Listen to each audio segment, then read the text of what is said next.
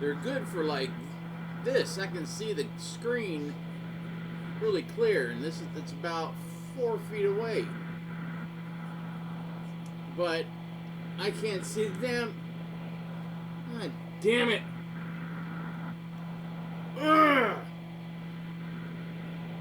See, I had 4 glasses I was trying on. I'd try them on, slip up onto my head, put new ones on, no, up, put one on, okay, that's good, take off, compare to this, put them up. So I had like 5 glasses on my head. I couldn't remember which ones were mine and which ones were not, because I'd taken them all out of the package. So I'm like, I gotta buy a pair at least. So I bought a pair of very overpriced glasses, and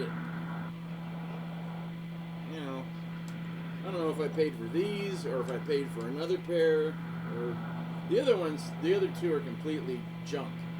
The one that I had, I really liked, and it was for athletic use. I mean, it had rubber. I'm gonna say rubber sole. I hate the Beatles.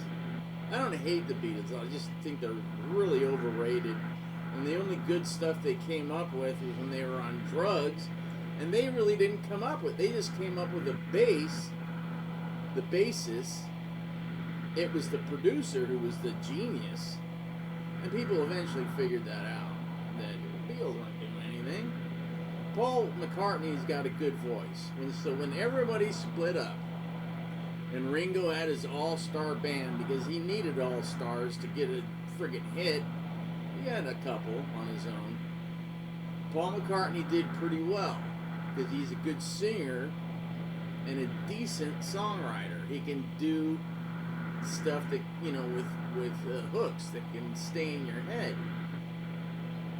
The other guy, he had that one hit, and I really liked it until I figured out it was about friggin' the Maharishi friggin' bag of shit cheat. Because I thought he was singing about Jesus. You know, that, my Lord, oh my Lord, that's a good song. It'd be a good Christian song. I've heard people actually convert it over to a Christian song, and it's pretty cool. But it loses something when it's not, what's his name? George Harrison singing it. I don't know. And then John Lennon, he's so hit and miss. He just throws up stuff. That's pretty good, even though half of it's stuff I ripped off from listening to old, you know, blues, you know, artists. And there is a ton of them. When I went to Memphis, last time I was in Memphis, and just walking down, I know Beale Street is just a tourist trap, so if you just want to get drunk and listen to tourist crap, go down Beale Street and walk in any bar. There's one, you'll see it. You look in the window, and it's nothing but a giant plate glass window, and it's nothing but a sea of black people. And you're like, because you're used to TV, and you know, black people are nice, and they don't really beat up white guys. So I'm sitting there at the bar, and my friend isn't drinking. He's just ordering coffee, decaffeinated coffee, over and over and over and over. And I'm just ordering Coke. So after like 5 Cokes, I hadn't drank anything in like 6 years. 6 years. Now it's been like 30-something. Well, depends on what you count as sobriety. So this guy's like, and he's a big boy. He's probably like 7 feet tall, and he's like, don't you mean you want Jack and Coke, son?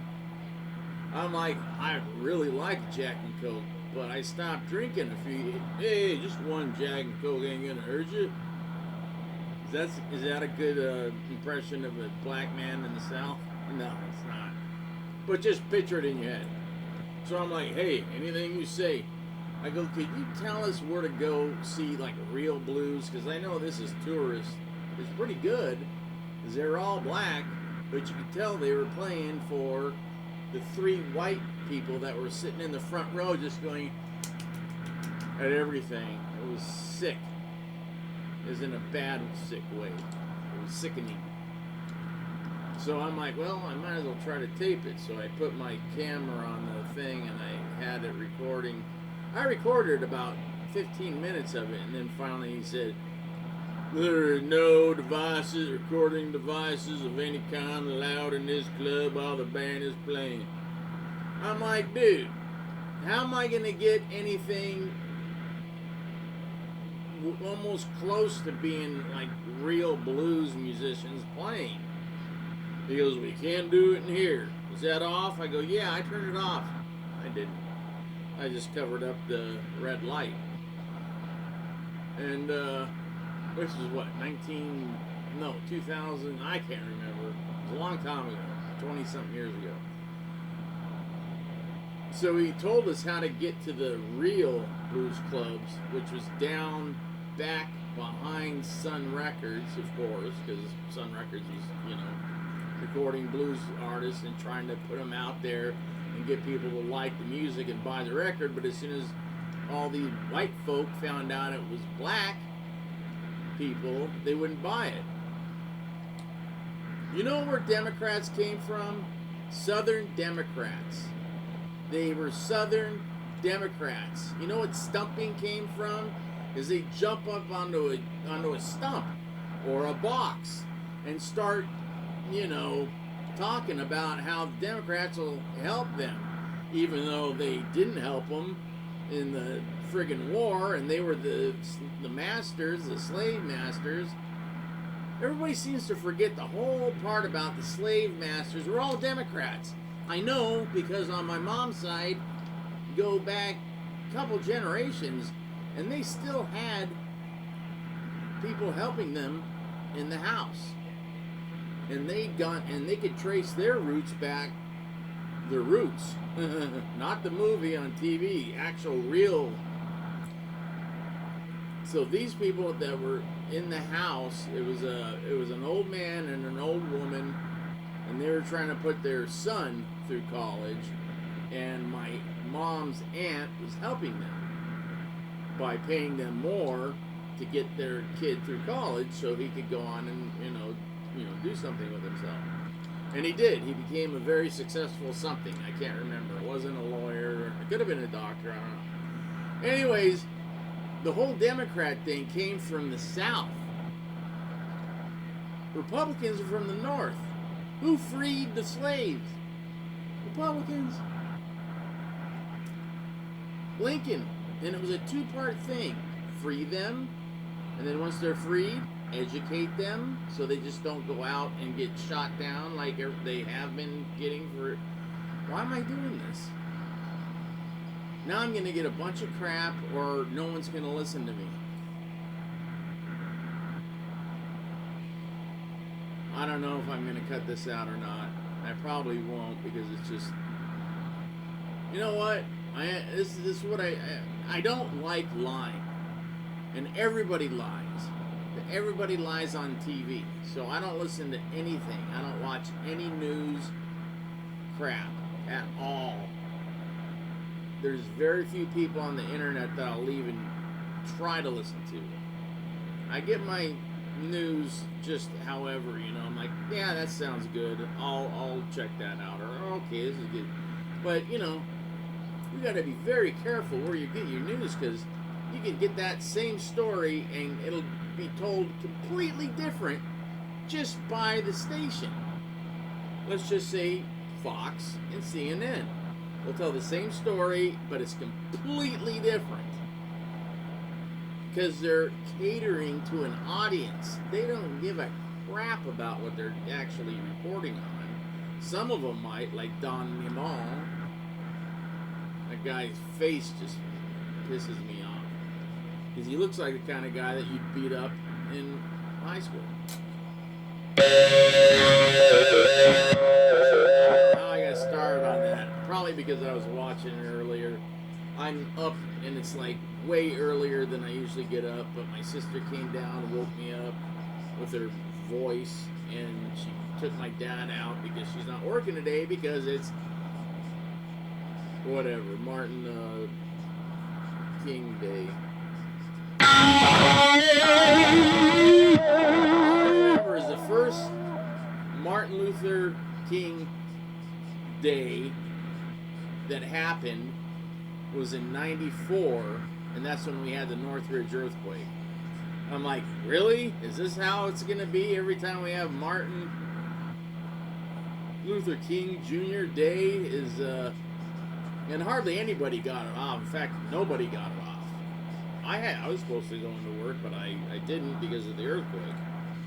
That was a hell of a way to wake up, because the day before, me and my friend had been at Santa Anita Racetrack drinking heavily all day, and I just watched him blow hundreds of dollars. Sometimes he'd make them back, sometimes he wouldn't. Sometimes he'd make thousands back.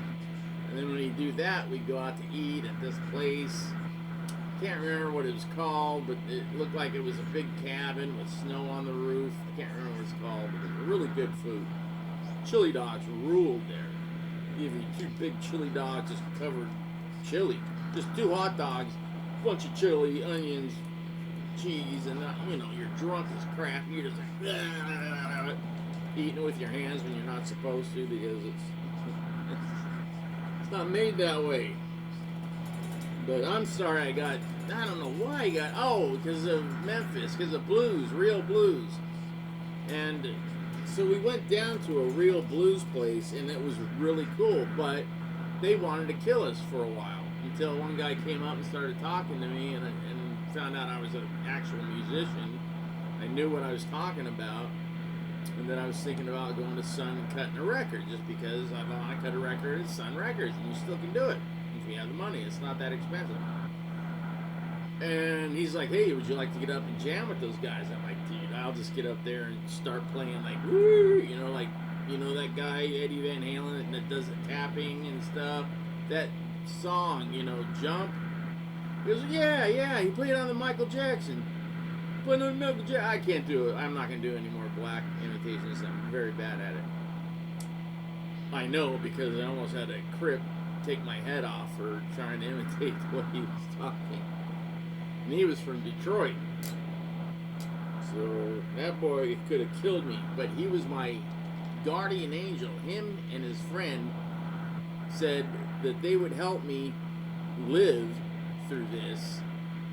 Just, do what they say, and, put the bed where I wanted to sleep right in between those two guys. And one would always be awake to watch me, because I'd gotten shanked in my sleep. This stupid Mexican guy. My second wife was Mexican, so he's racist. I'm not racist. I'm just saying, in jail, it's a whole different world. I guess I just let it out that I was in jail. Well, I was in jail for 9 months. I shouldn't have been. I was in there. I could have been out in a couple of weeks. But I got sick, got pneumonia, ended up staying in the hospital for 3 months. And then when I got out of the hospital, I went right back to the court as a witness. I said, I don't have time for this. I've been away from my dad, and I take care of him. I got to get home. And the judge was like, well, you got yourself in a pickle, didn't you? I go, well, no. There's no pickle around here to get in or out of. I got to get home. He goes, you're not going anywhere. You're a witness. Now get on the stand. So I got on the stand. I go, what kind of kangaroo fucking court is this? He goes, what'd you say? I said kangaroo court. I actually don't know what that means. Maybe is it a court that jumps around? He goes, you know what it means. Otherwise you wouldn't have said it. I said, I'm sorry. He goes, yeah, 30 days. I go, what the fuck? 90 days. 90 days? So I get to spend 6 months in jail for nothing? For nothing. Just going down there as a witness. But then they lost the guy. They literally lost him because he was homeless. They let him go and expected him to come back in 3 months when I was ready to get up and testify against him that he was up